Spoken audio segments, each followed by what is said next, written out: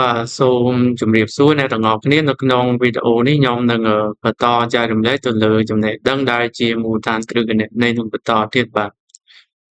អូខេអញ្ចឹងមុននឹងបន្តសូមអ្នកនរគ្នាជួយចុច Subscribe និងដាក់សញ្ញាកណ្ដឹងដើម្បីទទួលបានវីដេអូថ្មីៗបន្តទៀតបាទសម្រាប់វីដេអូនេះខ្ញុំនឹងបន្តចែករំលែកទាក់ទិនជាមួយនឹងចំណាត់ថ្នាក់នៃប្រវត្តិការអាជីវកម្មនឹងបន្តទៀតបាទដែលនៅក្នុងវីដេអូមុនខ្ញុំបានចែករំលែកអ្នកនរគ្នាទាក់ទិនជាមួយនឹងចំណាត់ថ្នាក់នៃប្រវត្តិការអាជីវកម្មបាទអញ្ចឹងខ្ញុំនឹងធ្វើការយកប្រភេទចំណាត់ថ្នាក់មួយហ្នឹងយកមកចែករំលែកអ្នកនរគ្នាបន្តទៀតបាទអញ្ចឹងនៅក្នុងចំណាត់ថ្នាក់ទី1ដែលខ្ញុំបានចែករំលែកនៅក្នុងវីដេអូមុនហ្នឹងគឺប្រភេទនៃប្រវត្តិការអាជីវកម្មហ្នឹងគឺចំណាត់ថ្នាក់ទី1ហ្នឹងទាក់ទិនជាមួយនឹងប្រវត្តិការសាមញ្ញនិងប្រវត្តិការមានភាពស្មុគស្មាញបាទអញ្ចឹងខ្ញុំនឹងធ្វើការចែករំលែកអ្នកនរគ្នាទាក់ទិនជាមួយនឹងប្រភេទនៃប្រវត្តិការសាមញ្ញនិងប្រវត្តិការស្មុគស្មាញនឹងបន្តទៀតបាទអញ្ចឹងជាធម្មតាទាក់ទិនជាមួយនឹង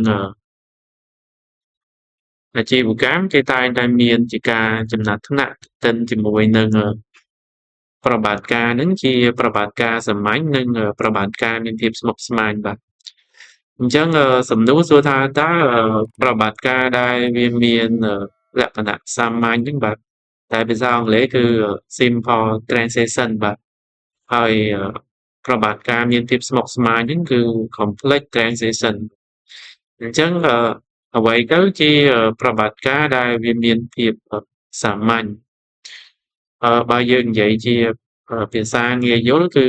ប្រវត្តិការដែលវាកើតឡើងមកវា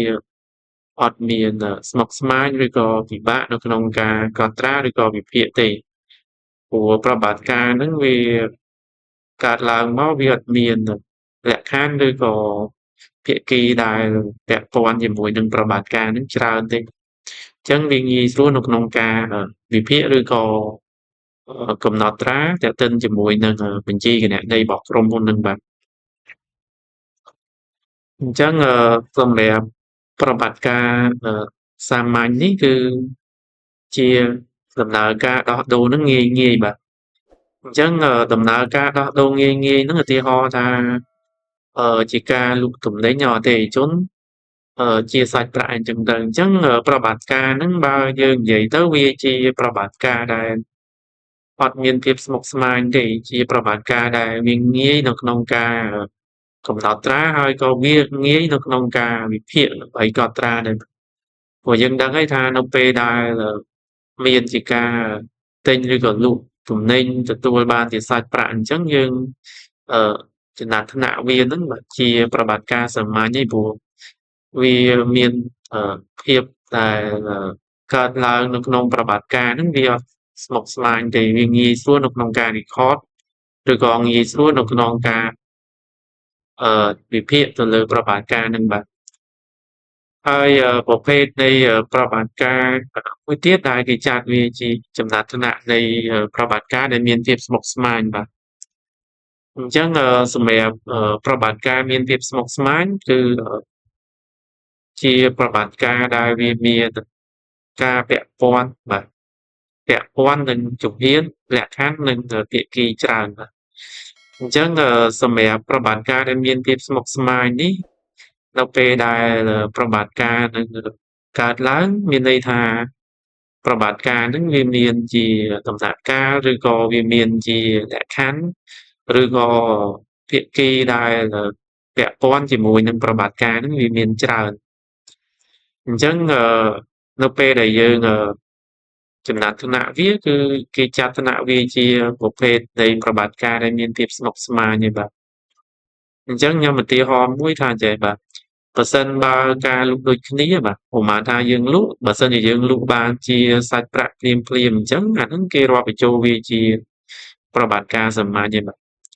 ប៉ុន្តែបើសិនជាការលក់ដូចគ្នាបាទត្រូវបានធ្វើឡើងដោយជំពាក់អញ្ចឹងមានន័យថាធ្វើឡើងហ្នឹងដោយជំពាក់អញ្ចឹងអត់មានជាការទូទាត់សាច់ប្រាក់ទេណាវាអាចមានជាការទូទាត់បន្តបន្ទាប់ហើយប្រាក់ដែលទទួលបាន បញ្ចូលការប្រាក់អញ្ចឹងទៅអញ្ចឹងអាហ្នឹងបើយើងរាប់បញ្ចូលវាជាប្រតិបត្តិការគឺជាប្រភេទប្រតិបត្តិការដែលវាមានភាពស្មុគស្មាញហើយដែលយើងចំណាត់ថ្នាក់វាជាប្រភេទនៃប្រតិបត្តិការដែលមានភាពស្មុគស្មាញមូលហេតុហ្នឹងមិនស្មុគស្មាញដោយសារតែនៅពេលដែលមានការទិញលក់ហ្នឹងគឺមិនទាន់មានការទូទាត់សាច់ប្រាក់ទេគឺត្រូវមានការបង់ជាដំណាក់កាលឬក៏ត្រូវមានភាគីពាក់ព័ន្ធទាក់ទិនជាមួយធនាគារដើម្បីសម្រួលដល់ការបង់ជាដំណាក់កាលទៅតាមស្ថាប័នធនាគារអញ្ចឹងទៅអញ្ចឹងបើយើងចំណាត់ថ្នាក់វាស្ថិតនៅក្នុងប្រភេទនៃប្រតិបត្តិការដែលវាមានភាពស្មុគស្មាញបាទដែលនៅក្នុង accounting ហ្នឹងគេចំណាត់ថ្នាក់វាជាcomplex transaction ហ្នឹងបាទហើយសម្រាប់ complex transaction ហ្នឹងវាមិនមែនមានតែឧទាហរណ៍ដូចខ្ញុំបានដល់ហ្នឹងទេអញ្ចឹងអ្នកនរគ្នាត្រូវមើលបើសិនជាប្រតិបត្តិការហ្នឹងវាកើតឡើងមកវាមានពាក់ព័ន្ធទៅនឹងជំហានឬក៏លក្ខខណ្ឌឬក៏ភាគីដែលពាក់ព័ន្ធជាមួយនឹងប្រតិបត្តិការហ្នឹងច្រើននាក់អាហ្នឹងគេរាប់បញ្ចូលវាជាប្រតិបត្តិការដែលវាមានភាពស្មុគស្មាញហ្នឹងហើយសម្រាប់ការវិភាគឬក៏កត់ត្រាហ្នឹងក៏ទាមទារឲ្យមានកម្រិតចំណេះដឹងហ្នឹងវាស្របទៅតាមបើយើងនិយាយទៅកម្រិតចំណេះដឹងខ្ពស់ដែរទើបយើងអាចធ្វើការវិភាគឬក៏កំណត់ត្រាប្រតិបត្តិការលក្ខណៈបែបហ្នឹងវាមានភាពត្រឹមត្រូវបាទហើយសម្រាប់ប្រតិបត្តិការសាមញ្ញវាងាយទេបាទមានន័យថាជាប្រតិបត្តិការដែលវាងាយស្រួលនៅក្នុងការវិភាគហើយក៏វាងាយស្រួលនៅក្នុងការកំណត់ត្រាប្រតិបត្តិការហ្នឹងបាទវាអត់មានលក្ខខណ្ឌឬក៏ភាគីហ្នឹងច្រើនពាក់ព័ន្ធទេបាទអូខេអញ្ចឹងខ្ញុំសង្ឃឹមថាការចែករំលែករបស់ខ្ញុំនេះវាអាចផ្ដល់ជាចំណេះដឹងបន្ថែមបាទដល់អ្នកដែលគាត់កំពុងតែសិក្សាឬក៏ស្វែងយល់ទៅលើជំនាញគណនេយ្យហ្នឹងបាទអញ្ចឹងបើសិនជាអ្នកនរគ្នាគិតថាវីដេអូនេះមានប្រយោជន៍អ្នកនរគ្នាអាចជួយធ្វើការ share ចែករំលែកវីដេអូនេះបន្តផងបាទសូមអរគុណ